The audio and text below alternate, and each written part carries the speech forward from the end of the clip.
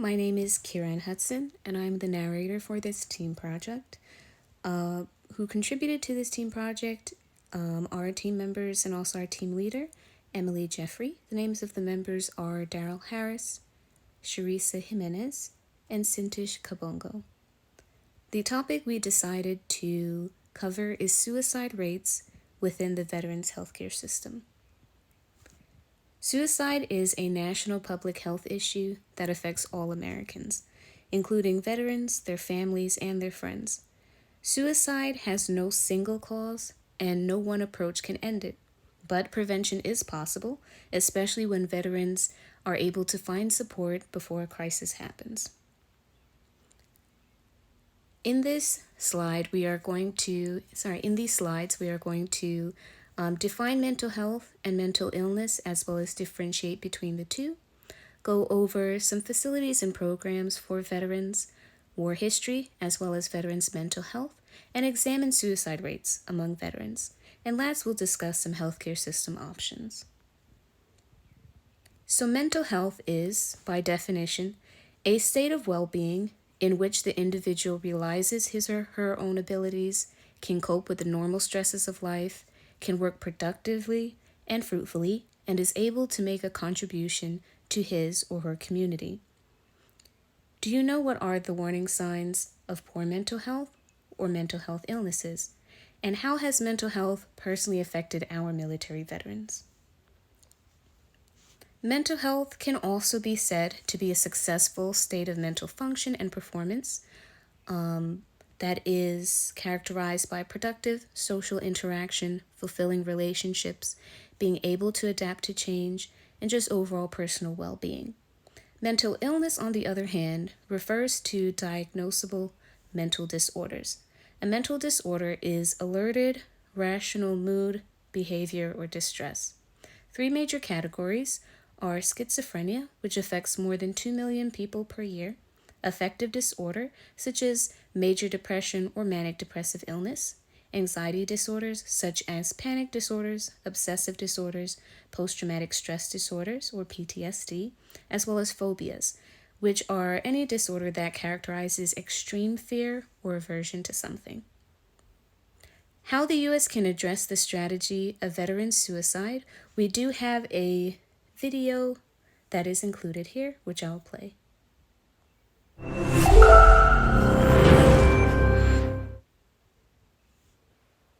So on May 6th of 2019, the sun was shining, the sky was blue, clouds were that puffy white. It was a perfect spring day.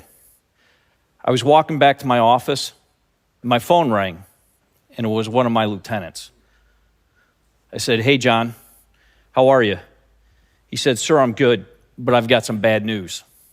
He said, "Our executive officer died that weekend." We went back and forth. I said, "What do you mean? What are you talking about?" I asked him what happened. He said, "Sir, he killed himself." I walked around my office for a couple hours in a complete fog, trying to understand what had happened, why. I had just communicated with him a few months earlier, and I had no idea that this officer was in trouble. And I fault myself as a leader for not having known that.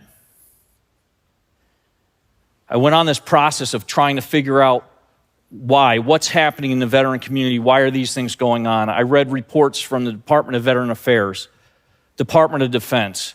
I've read national studies on mental health and the issues associated with it. I'm going to share with you some of the things I found out. The Department of Veteran Affairs has taken the lead on veteran suicide, and it's actually their number one priority. Based on the reports they have and the numbers that I've calculated, between 2001 and 2019, during the time of the global war on terror, my approximation is there's 115,000 veterans who have died by their own hands. I also looked at the Department of Defense report that lists casualties. This particular report lists the casualties from October of 2001, specifically to November 18th of last year. During that time frame in the global war on terror, there have been 5,440 active duty members killed in action. So by my numbers, 115,000 approximate suicides, 5,440 killed in action. What does that mean to me? We have approximately 21 veterans ending their lives by their own hand for every one that is killed by an enemy combatant. It's a staggering, staggering number. These national studies that deal with mental health tell us that if you have any type of genetic mental health issue within your family that can be passed on, or if something has happened to you in your childhood that was traumatic, your ability to deal with post-traumatic stress disorder or PTSD significantly decreases. They also tell us that if you want to have a full evaluation and determine if somebody has PTSD, you need to have a minimum of 1 hour interview with a mental health expert that's trained to detect what PTSD is to determine if you suffer from it. Now, let me talk about what happens when you enter into the military. When you join the armed forces, you're going to go through a medical exam, you're going to take a physical fitness test, you're going to take a drug test, you're going to take a vocational test so they can figure out what you're good at and hopefully place you in that type of job category. But would you believe that with approximately 115,000 suicides over the last 20 years, and the data that we know from the national studies on how to determine if somebody's going to be able to cope with post-traumatic stress disorder, we still don't have a standardized mental health evaluation for our recruits entering into the service. That's something I think that needs to change. Number two, when you leave the service, when I left the service in 2003, I had to attend some mandatory classes, about 2 days worth of classes, and then I was on my way. Today, it's a little different. Today, you'll actually get a call if you're on what we call terminal leave or paid time off that you're trying to use up before you actually are fully discharged. I talked to one veteran who got a call. He was on his way home from work, and the only thing he could think of was, how quick can I get off this? And I think the call lasted maybe 10 or 15 minutes. But yet the national studies tell us it needs to be an in-person 1 hour interview. I think that's something that we can improve upon. There's another thing that the Department of Veteran Affairs talked about in their reports. They said that our service members that are self-medicating tend to be at a significantly higher risk of suicide. So those veterans that are self-medicating with alcohol or drug abuse, and in fact, the Department of Veteran Affairs has classified opioid use disorder, or OUD, as one of the epidemics. So as I talked to Marines from my unit and tried to learn more about it, I started to find out some really, really alarming things. I had a Marine who came back from Iraq, and he went to the hospital for a back pain, and he was prescribed some opioids. He also suffered from post-traumatic stress disorder. He became addicted to these painkillers because not only did it mask the pain in his back, but it helped him to cope with some of the horrific things that he had to see, experience, and do over in the Middle East. And he eventually overdosed. Another challenge we have is that when you're on active duty, you are under the Department of Defense. And so all of your doctors, all your health care is in that category. When you leave the service, you are now part of the Department of Veteran Affairs. So these active duty members that seek help for their mental health issues and are diagnosed with PTSD or other mental health issues, when they leave the service, there's no transition to a doctor that's in the Department of Veteran Affairs or perhaps out in the civilian world because of Privacy Acts. Now, there's some good news in this. Just recently, it was legislated that a database will be built that will house both Department of Defense records, health records, and Department of Veteran Affairs health records. But I want to take that thought a step further. My company was 204 Marines and sailors strong. As I looked at it and I talked to my Marines from my unit, what we came up with is we are well in excess of a dozen of our members that committed suicide. When I talked to senior leadership in the battalion, and battalion's about 600 to 700 Marines, they estimate that we're in the hundreds who have committed suicide. So let's take this database that we're building and let's go a little bit further with it. What if when a veteran passes away, whether it's natural causes, overdose, or suicide, we're able to feed that into the Veteran Affairs, who is then able to access Department of Defense records, identify what type of units they were in, what contingencies and operations did they participate in. And let's build the data points to try to figure out, are there units that are more susceptible to develop post-traumatic stress disorder so that we can get them the mental health prior to going on deployment, prior to being in theater. If they're in theater, get them the mental health while they're in theater, and get them mental health counseling and help before they even come home out of theater.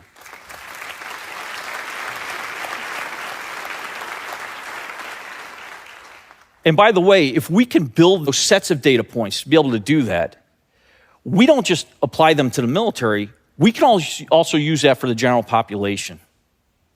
If we put our minds together and our resources together and we openly talk about this and try to find solutions for this epidemic that's going on in America, hopefully we can save a life. Those are my thoughts, my ideas. I hope that this talk is not the end of this discussion, but rather the beginning of it. And I want to thank you for your time today.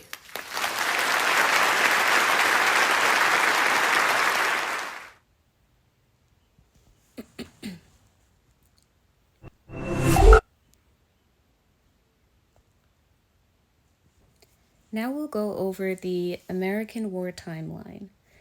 So World War I, which lasted from 1914 to 1918, was known as the Great War, due to a web of alliances and tension among European powers. One of the deadliest conflicts in history, resulting in around 16 million deaths and the involvement of numerous countries. World War II, which lasted from 1939 to 1945. This war involved more than 30 countries. It was started due to the Nazi invasion and dragged on for 6 years. D-Day operation, in which many American soldiers participated on June 6, 1944, was a crucial turning point in this war because it was marked as liberation of German-occupied Western Europe, and it also led to the defeat of the Nazi Germany Empire. We also have the Korean War, which lasted from 1950 to 1953. Americans entered this war on South Korea's behalf, aiming to unify the Korean peninsula under communist rule. About 5 million soldiers died, and this war was referred to as the Forgotten War because of the lack of publicity it received. This was the start and highlight of unity and cooperation in achieving peace and stability among nations. In our timeline, too, we see another 3 wars. The Vietnam War, which lasted from 1954 through 1975, which was due to the splitting of a peace treaty between the U.S., and the U.S. was afraid that the communists would spread further south in Vietnam, and this highlighted the significance of unity amongst countries. We also have the Persian Gulf War, which lasted from 1990 to 1991. This was due to Iraq's invasion of Kuwait's oil resources, and it was led by the UK and the USA. So both Kuwait and Iraq suffered enormous damages, and eventually Iraq recognized Kuwait with a peace term. And we also have the Global War on Terror, which was 2001 to present. So after the 9/11 terrorist attack on the Twin Towers in New York City, this war started. The tragic event, it led to a profound impact on global security, which shaped relations and policies in the years that followed. President George W. Bush created a plan to stop terrorists around the world, and he ended up signing an executive order in 2001 that denied financing to terrorists and their groups. Here we have a chart that can show the rate of veteran suicide deaths from the years 2001 to 2021.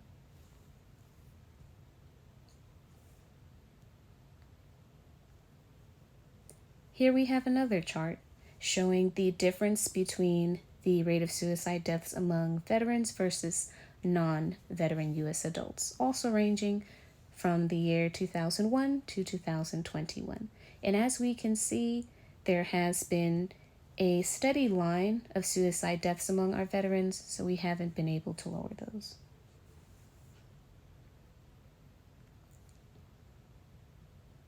Here we do have some more charts, which you can see further inside the Google Slides document itself.